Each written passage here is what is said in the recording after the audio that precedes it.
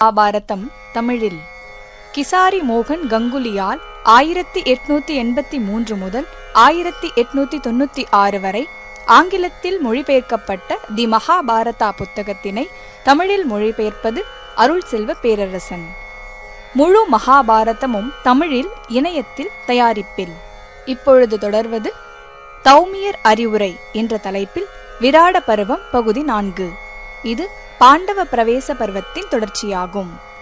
இந்த பகுதி 4 கதை சுருக்கம்: தங்களது தேர்கள், தேரோட்டிகள், சமையற்கலைஞர்கள், பெண் பணியாட்கள் ஆகியோர் எங்கு செல்ல வேண்டும் என்று யுதிஷ்டன் சொன்னது. வேறு மன்னனுடைய ஆளுகையின் கீழ் வாழப்போகும் பாண்டவர்களுக்கு தௌமியர் சொன்ன அறிவுரை. இப்பொழுது தௌமியர் அறிவுரை விராட பருவம் பகுதி 4 நுழைவோம். யுதிஷ்டன் தன் தம்பிகளிடம் கூறுகின்றான்: நீங்கள் ஒவ்வொருவரும் செய்யப்போகும் அலுவல்களை ஏற்கனவே நீங்கள் சொல்லிவிட்டீர்கள். எனது அறிவுக்கு ஏற்றவாறு நான் என்ன அலுவலை செய்யப் போகிறேன் என்பதை நானும் சொல்லிவிட்டேன். தேரோட்டிகள், சமையற்கலைஞர்களுடன் கூடிய நமது புரோகிதர் தௌமியர் துருபதனின் வசிப்பிடம் பாஞ்சாலம் சென்று அங்கு நமது அக்னிஹோத்திர நெருப்புகளை பராமரிக்கட்டும். இந்திரசேனனும் பிறரும் வெறும் தேர்களுடன் துவாரகைக்கு விரைந்து செல்லட்டும். இதுவே எனது விருப்பம். திரௌபதியின் பெண் பணியாட்கள் நமது தேரோட்டிகள் மற்றும் சமையற்கலைஞர்களுடன் பாஞ்சாலம் செல்லட்டும். அவர்கள் அனைவரும் எங்களை துவைதவன தடாகத்தில் விட்டுவிட்டு பாண்டவர்கள் எங்கு சென்றார்கள் என்பது தெரியாது என்று சொல்லட்டும் என்றான் யுதிஷ்டன். வைசம்பாயனர் ஜனமேஜயனிடம் சொன்னார்: இப்படி ஒருவருக்கொருவர் ஆலோசித்து ஒருவருக்கொருவர் தாங்கள் என்ன அலுவலை செய்ய போகிறோம் என்று சொல்லிக்கொண்ட பாண்டவர்கள் தௌமியரின் அறிவுரையை கேட்டு நின்றனர். பின்வரும் வார்த்தைகளில் தனது அறிவுரையை சொன்னார் தௌமியர்: பாண்டுவின் மகன்களே, அந்தணர்கள் உங்கள் நண்பர்கள்.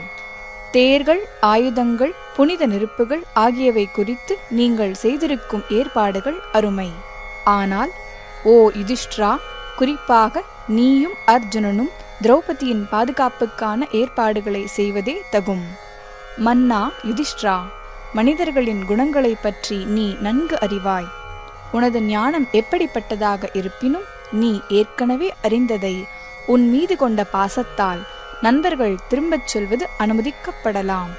அறம், இன்பம் மற்றும் பொருளின் அழியாத நித்திய நலன்களுக்கு இதுவும் அடிபணிந்ததே, உதவிகரமானதே. எனவே நான் உன்னிடம் சிலவற்றை பேசுகிறேன், அவற்றை குறித்துக்கொள். ஒரு மன்னனுடன் வசிப்பதென்பது கடினமானது.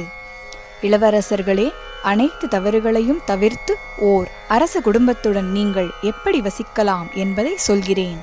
கௌரவர்களே, பாண்டவர்களே, உங்களை அறிந்தவர்களால் கண்டுபிடிக்கப்படாதபடி இந்த வருடத்தை கௌரவிக்கப்பட்டோ படாமலோ அம்மன்னனின் அரண்மனையில் நீங்கள் வாழ வேண்டியிருக்கிறது. 14வது வருடத்தில் நீங்கள் மகிழ்ச்சியாக வாழ்வீர்கள். ஓ பாண்டுவின் மகனே யுதிஷ்டிரா, இவ்வுலகில் அனைத்து உயிரினங்களையும் பேணி பாதுகாக்கும் தெய்வத்தின் வடிவில் இருக்கும் மன்னன் மந்திரங்கள் அனைத்தையும் கொண்டு சுத்திகரிக்கப்பட்ட நெருப்பை போன்று மேன்மை மிக்கவன். வாயிலில் அமைதி பெற்ற பின்னரே ஒருவன் மன்னன் முன்னிலைக்குச் செல்ல வேண்டும். அரச ரகசியங்களுடன் யாரும் தொடர்பு கொள்ளக்கூடாது. அதேபோல மற்றொருவர் விரும்பும் ஆசனத்தின் மீது ஆசை கொள்ளக்கூடாது.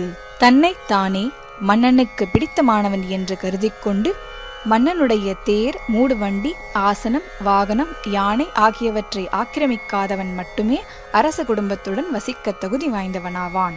தீங்கு இழைப்பவர்களின் மனங்களில் இது எச்சரிக்கையை எழுப்பும் என்று கணக்கிடப்பட்ட ஒரு தொழிலின் ஆசனத்தை ஆக்கிரமிக்காதிருப்பவன் மட்டுமே அரச குடும்பத்துடன் வசிக்க தகுதி வாய்ந்தவனாவான். கேட்கப்படாத போது யாரும் மன்னனுக்கு ஆலோசனை வழங்கக்கூடாது. வாயாடிகள் மற்றும் அவமரியாதை செய்யும் ஆலோசகர்கள் மீது மன்னர்கள் வெறுப்படைவார்கள். ஆதலால் குறித்த காலத்தில் மன்னனுக்கு மரியாதை செலுத்தும் ஒருவன் அமைதியாகவும் மரியாதையுடனும் மன்னனின் அருகில் அமர வேண்டும். பொய் பேசுபவர்களிடத்தில் அரசர்கள் அன்பு வைக்க மாட்டார்கள். பொய் சொல்லுகிற மந்திரியை அரசர்கள் அவமதிப்பார்கள். ஞானமுள்ள மனிதன் மன்னனின் மனைவியிடமோ அந்தப்புறவாசிகளிடமோ அரச கோபத்துக்கு ஆட்பட்டவர்களிடமோ நட்பு கொள்ளக்கூடாது. மன்னன் சம்பந்தப்பட்ட சிறு காரியத்தை செய்தாலும் அதை மன்னனை கேட்ட பிறகே செய்ய வேண்டும். ஓர் அரசாங்கத்தில் இப்படி நடந்து கொள்பவனுக்கு தீங்கு நேராது. ஓ எதிரிகளை ஒடுக்குபவனே யுதிஷ்டிரா, தங்கள் மகன்களோ பேரர்களோ சகோதரர்களோ கூட தங்கள் கண்ணியத்தை சிதைக்கும் வகையில் நடந்து கொண்டால் மனிதர்களை ஆள்பவர்கள் மன்னர்கள் அவர்களை மன்னிப்பதில்லை.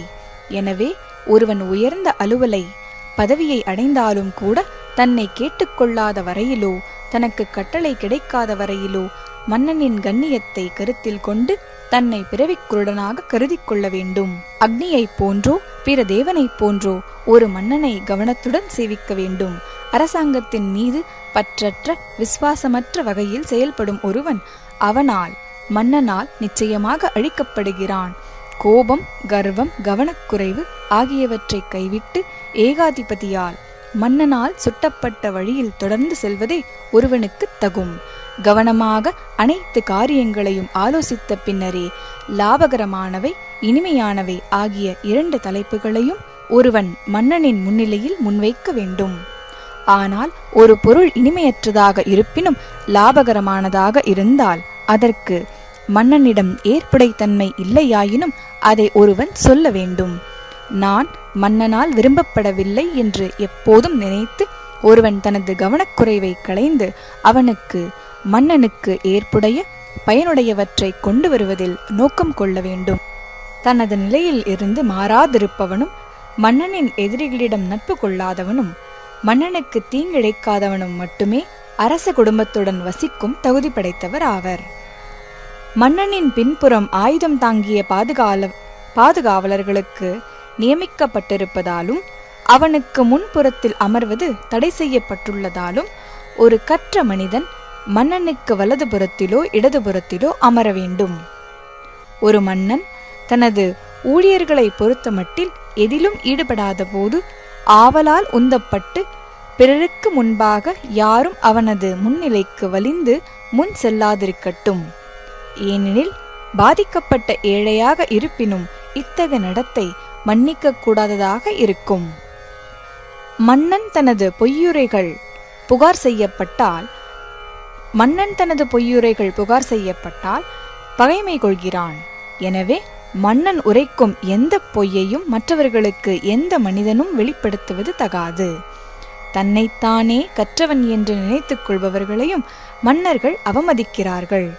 நான் வீரன், நான் புத்திசாலி என்று எந்த மனிதனும் பெருமையாக நினைக்கலாகாது. ஆனால் மன்னனின் விருப்பங்களுக்கு ஏற்றவாறு நடந்து கொள்ளும் ஒருவன் மன்னனின் நற்கருணைகளையும் வாழ்வின் நல்ல காரியங்களையும் அனுபவிக்கிறான். ஓ பாரதா, யுதிஷ்டிரா, ஏற்புடைய பொருட்களை அடைந்தாலும் அடைவதற்கு அரிதான செல்வத்தை அடைந்தாலும் ஒரு மனிதன் மன்னனுக்கு இனிமையானதையும் லாபகரமானதையுமே எப்போதும் செய்ய வேண்டும். ஒருவனின் சினத்தால் தடை ஏற்படும் என்றும் அந்த ஒருவனின் உதவியால் பெரும் கனிகள் அதாவது பலன்கள் கிடைக்கும் என கருதப்படும் போது ஞானிகளால் மதிக்கப்படும் எந்த மனிதன் அதில் குறும்புத்தனம் செய்வான்? மன்னனின் முன்னிலையில் எந்த மனிதனும் தனது உதடுகளையோ கரங்களையோ தொடைகளையோ அசைக்கக்கூடாது. மன்னனின் முன்னிலையில் ஒரு மனிதன் மெதுவாகவே பேசவோ உமிழவோ வேண்டும்.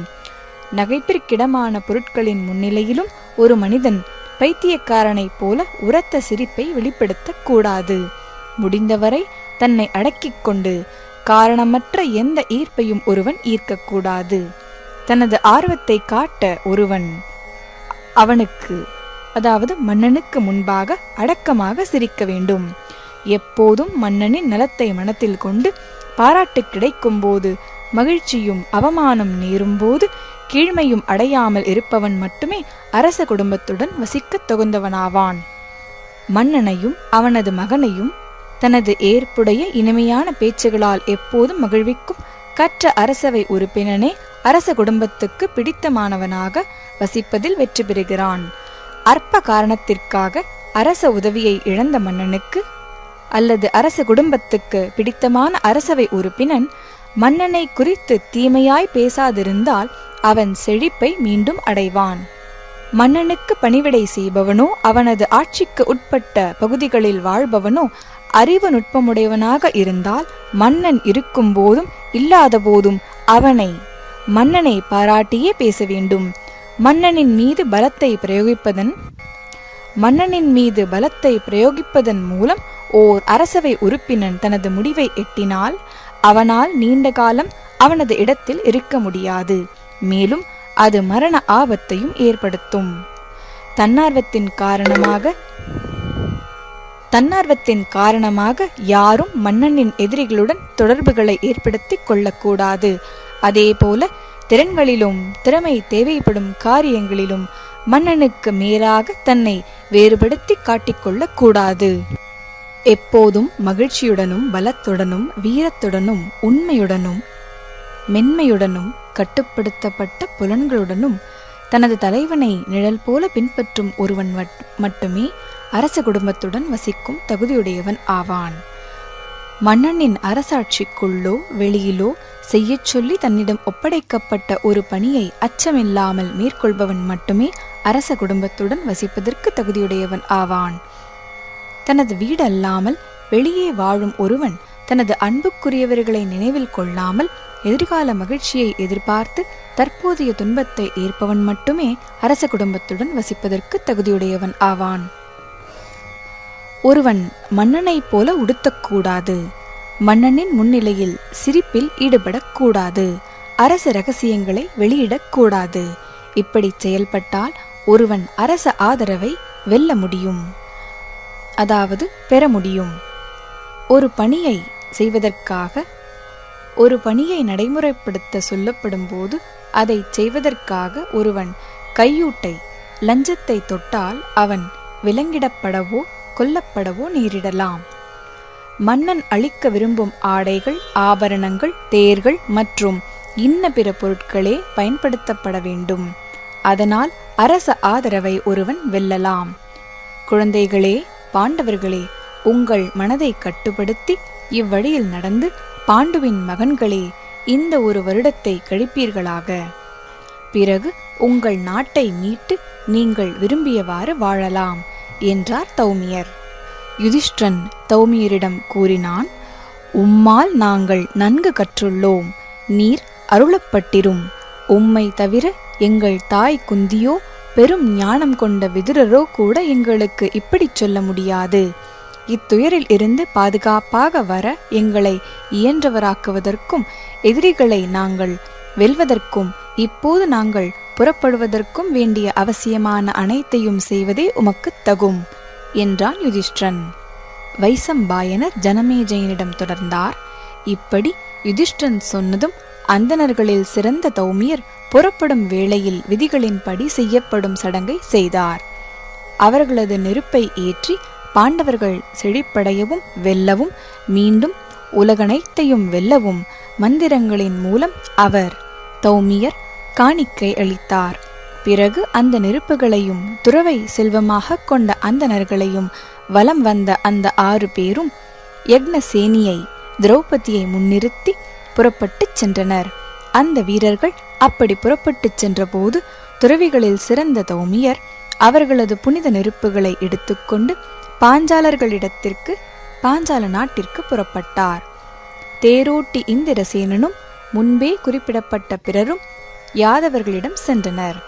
பாண்டவர்களின் தேர்களையும் குதிரைகளையும் பார்த்து கொண்டு அவர்கள் மகிழ்ச்சியுடனும் தனியுரிமையுடனும் தங்கள் காலத்தை கடத்தினர்.